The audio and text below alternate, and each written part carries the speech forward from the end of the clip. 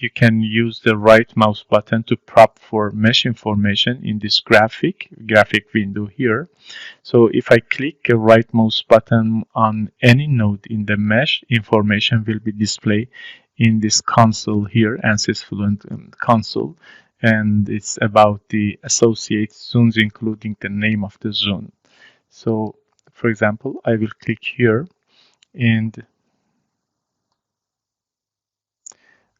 right click here. So as you see, you have some information regarding this place that I have right click on it. So this is, for example, wing top that I have right click on it. Here again, I have to one right click, as you see here. So the information now it's related to the fluid symmetry and the ID and the other information, useful information.